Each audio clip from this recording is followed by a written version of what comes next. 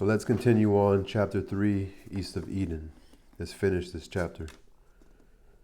So the affection between the two boys had grown with the years.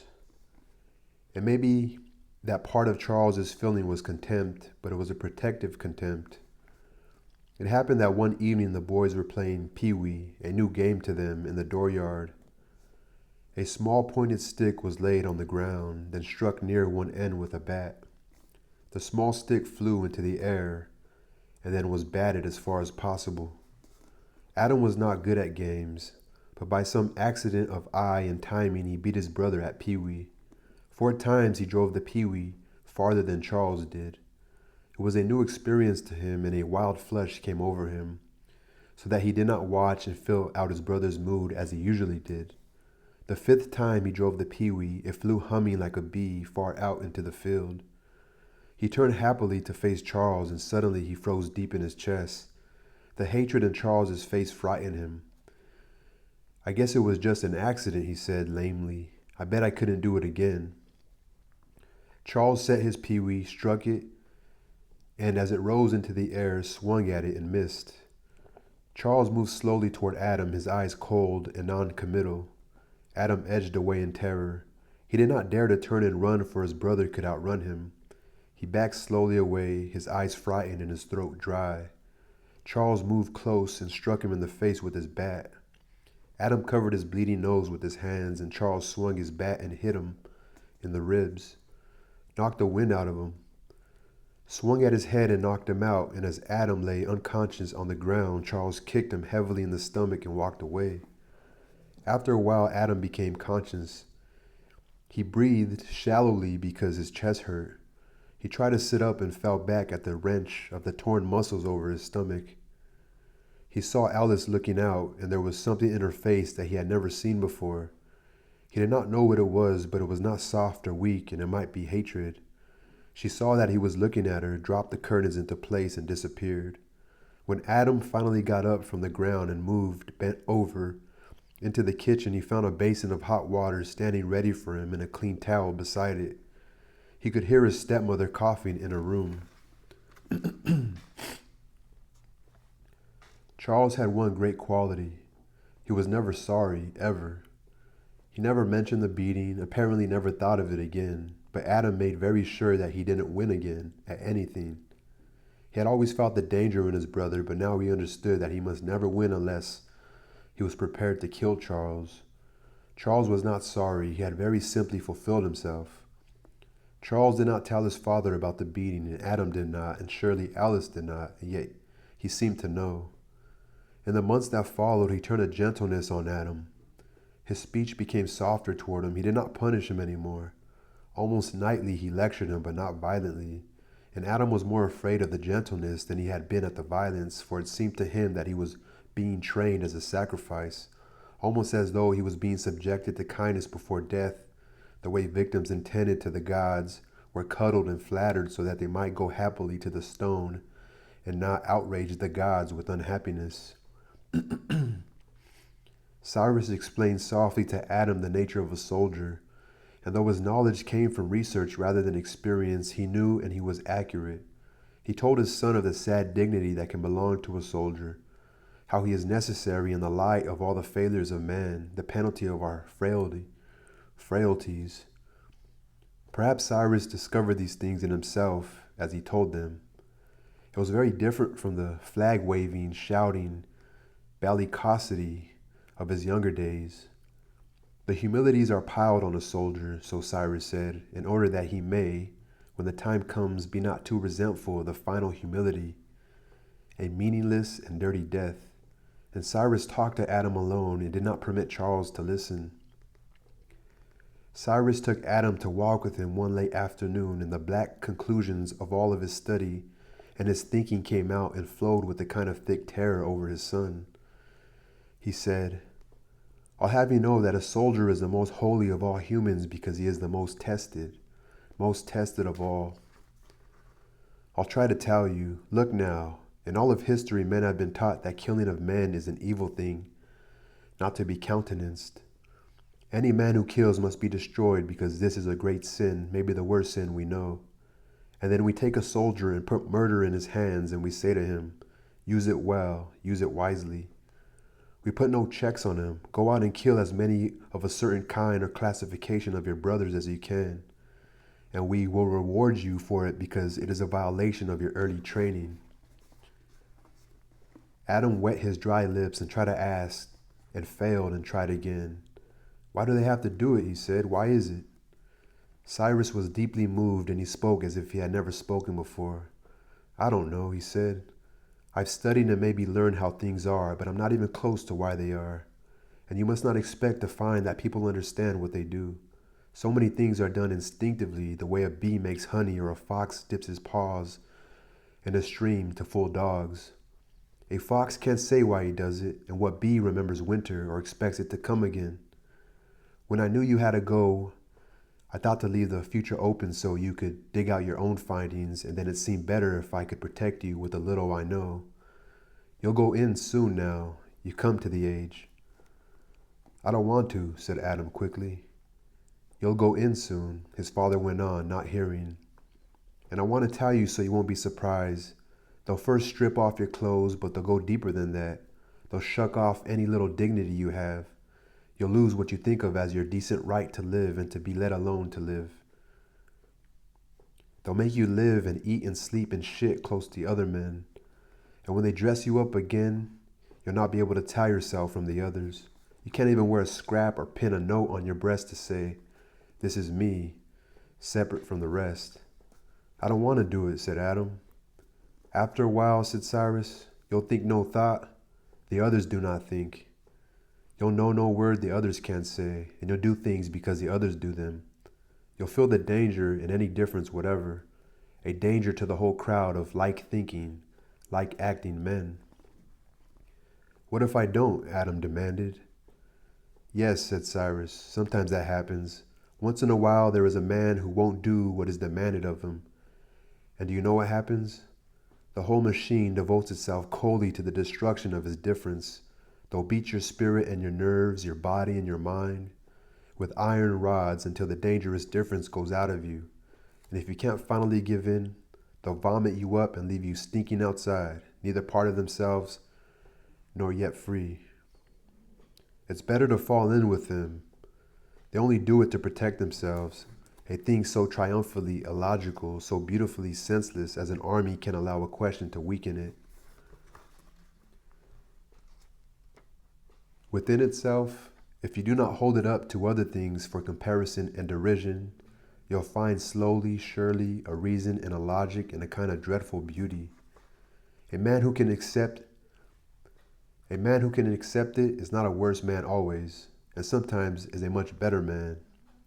Pay good heed to me, for I have thought long about it.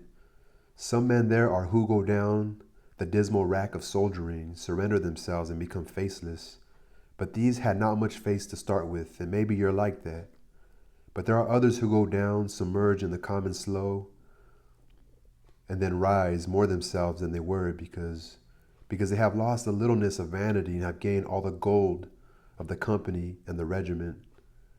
If you can go down so low, you will be able to rise higher than you can conceive, and you will know a holy joy, a companionship almost like that of a heavenly company of angels. Then you will know the quality of men, even if they are inarticulate. But until you have gone way down, you can never know this.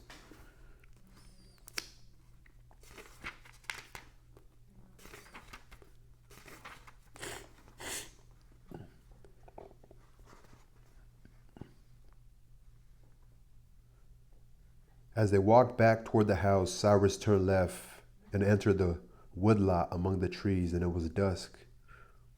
Suddenly Adam said, "You see that stump there, sir? I used to hide between the roots on the far side. After you punished me, I used to hide there, and sometimes I went there just because I felt bad." "Let's go and see the place," his father said. Adam led him to it, and Cyrus looked down at the nest-like hole between the roots.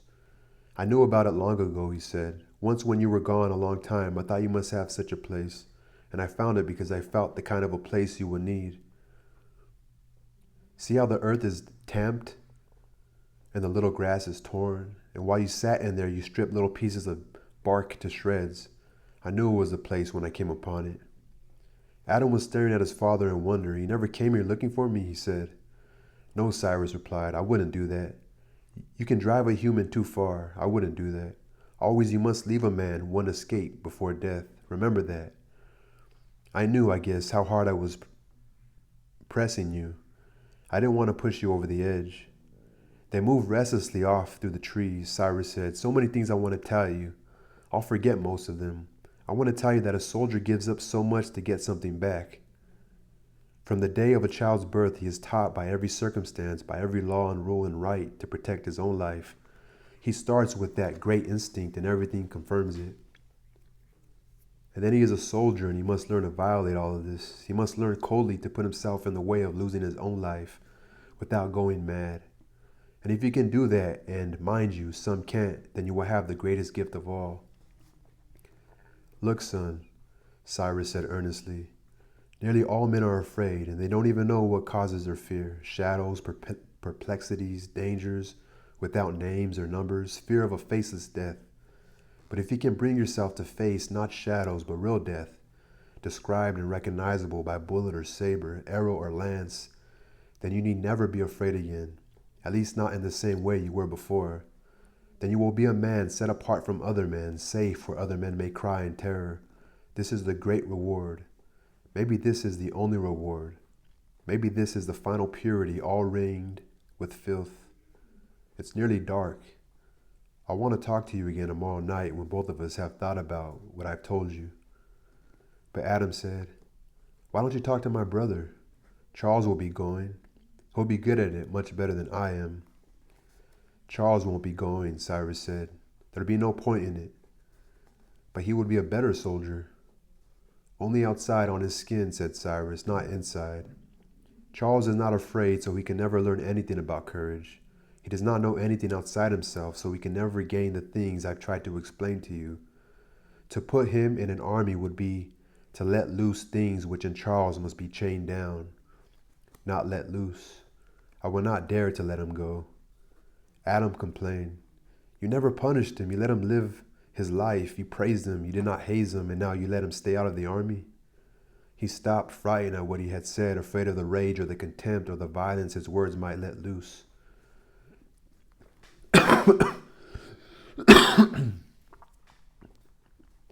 His father did not reply. He walked on out of the woodlot, and his head hung down so that his chin rested on his chest, and the rise and fall of his hip when his wooden leg struck the ground was monotonous. The wooden leg made a side semicircle to get ahead when its turn came. It was completely dark by now, and the golden light of the lamp shone out from the open kitchen door. Alice came to the doorway and peered out, looking for them, and then she heard the uneven footsteps approaching and went back to the kitchen. Cyrus walked to the kitchen stoop before he stopped and raised his head. "Where are you?" he asked. "Here, right behind you, right here." "You asked a question. I guess I'll have to answer. Maybe it's good and maybe it's bad to answer it. You're not clever. You don't know what you want. You have no proper fierceness. You let other people walk all over you. Sometimes I think you're a weakling who will never amount to a dog turd. Does that answer your question? I love you better. I always have. This may be a bad thing to tell you, but it's true. I love you better. Else why would I have given myself the trouble of hurting you? Now shut your mouth and go to your supper. I'll talk to you tomorrow night. My leg aches. My leg aches." There was no talk at supper. The quiet was disturbed only by the slurp of soup and gnash of chewing, and his father waved his hand to try to drive the moths away from the chimney of the kerosene lamp. Adam thought his brother watched him secretly, and he caught an eye flash from Alice when he looked up suddenly. After he had finished eating, Adam pushed back his chair. "I think I'll go for a walk," he said. Charles stood up. "I'll go with you." Alice and Cyrus watched them go out the door, and then she asked one of her rare questions. She asked nervously, "What did you do?" "Nothing," he said. "Will you make him go?" "Yes." "Does he know?" Cyrus stared bleakly out the open door into the darkness. "Yes, he knows." "He won't like it. It's not right for him." "It doesn't matter," Cyrus said, and he repeated loudly, It doesn't matter, and his tone said, "Shut your mouth. This is not your affair." They were silent a moment, and then he said almost in a tone of apology, "It isn't as though he were your child." Alice did not reply. The boys walked down the dark, ruddy road. Ahead they could see a few pinched lights where the village was. "Want to go in and see if anything's stirring at the inn?" Charles asked. "I hadn't thought of it," said Adam. "Then what the hell are you walking out at night for?" "You didn't have to come," said Adam. Charles moved close to him. "What did he say to you this afternoon? I saw you walking together. What did he say?" "He just talked about the army, like always." "Didn't look like that to me," Charles said suspiciously.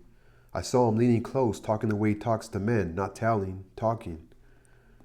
"He was tallying," Adam said patiently, and he had to control his breath, for a little fear had begun to press up against his stomach. He took as deep a gulp of air as he could and held it to push back at the fear. "What did he tell you?" Charles demanded again. "About the army, and how it is to be a soldier." "I don't believe you," said Charles. "I think you're a goddamn mealy-mouthed liar.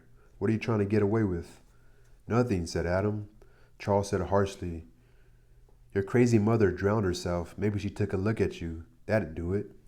Adam let out his breath gently, pressing down the dismal fear. He was silent.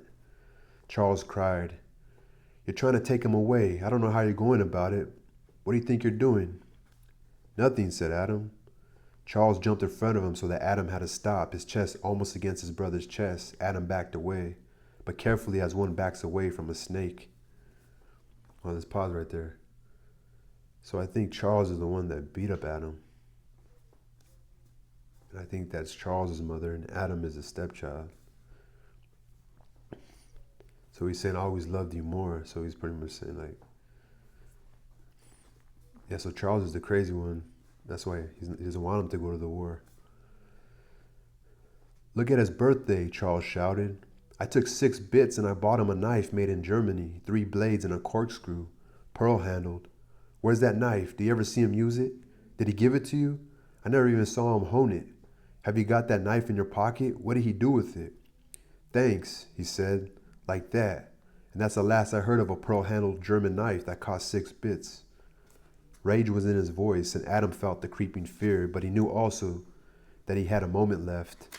Too many times he had seen the destructive machine that chopped down anything standing in its way. Rage came first, and then a coldness, a possession, non-committal eyes, and a pleased smile, and no voice at all, only a whisper. When that happened, murder was on the way, but cool, deft murder in hands that worked precisely, delicately.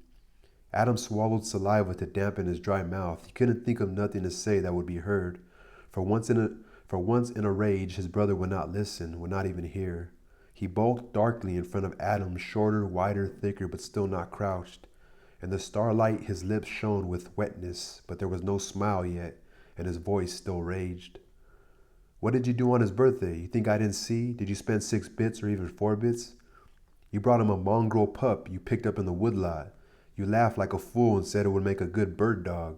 That dog sleeps in his room. He plays with it while he's reading. He's got it all trained. And where's the knife?" "Thanks," he said, "just thanks." Charles spoke in a whisper and his shoulder dropped. Adam made one desperate jump backward and raised his hands to guard his face. His brother moved precisely, each foot planted firmly. One fist lanced delicately to get the range. And then the bitter frozen work, a hard blow in the stomach, and Adam's hands dropped. Then 4 punches to the head. Adam felt the bone and gristle of his nose crunch. He raised his hands again, and Charles drove at his heart. And all this time, Adam looked at his brother as the condemned looked hopelessly and puzzled at the executioner. Suddenly, to his own surprise, Adam launched a wild overhand, harmless swing which had neither force nor direction. Charles ducked in and under it, and the helpless arm went around his neck. Adam wrapped his arms around his brother and hung close to him, sobbing. He felt the square fist whipping nausea into his stomach and still held on. Time was slowed to him. With his body, he felt his brother move sideways to force his legs apart, and he felt the knee come up past his knees, scraping his thighs until it crashed against his testicles, and flashing white pain ripped and echoed through his body. His arms let go. He bent over and vomited while the cold killing went on. Adam felt the punches on temples, cheeks, eyes.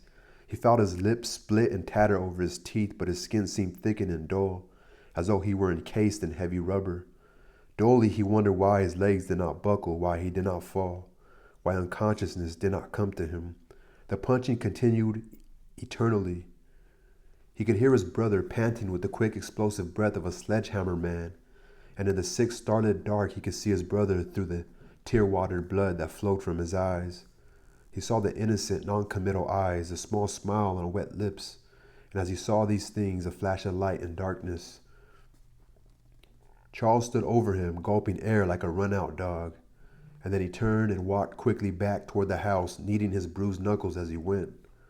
Consciousness came back quick and frightening to Adam.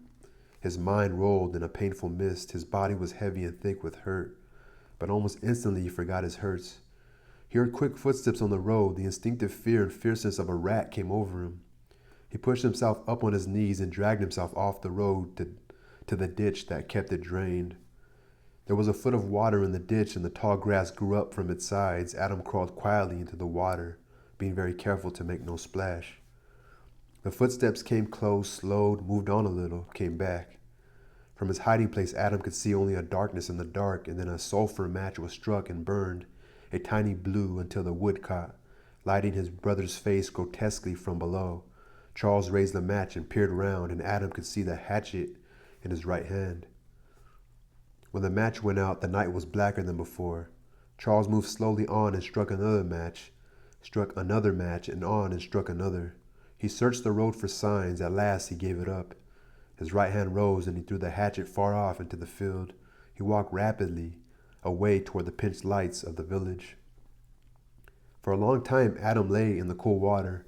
He wondered how his brother felt, wondered whether now that his passion was chilling, he would feel panic or sorrow, sick conscience or nothing.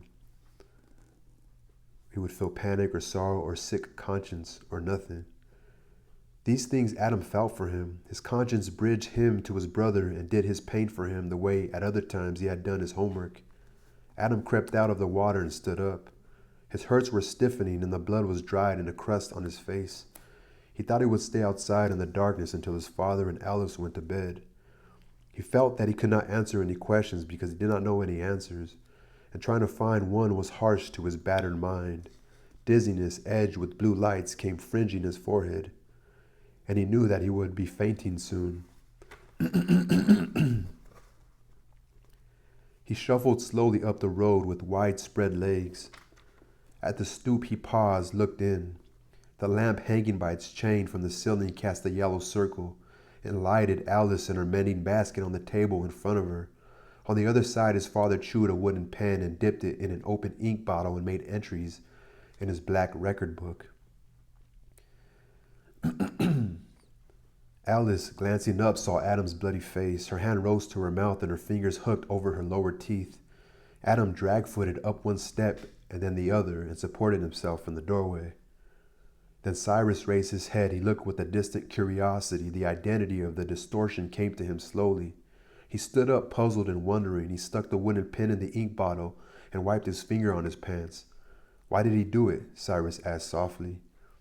Adam tried to answer, but his mouth was caked and dry. He licked his lips and started them bleeding again. "I don't know," he said. Cyrus stumped over to him and grasped him by the arm so fiercely that he winced and tried to pull away. "Don't lie to me. Why did he do it? Did you have an argument?" "No."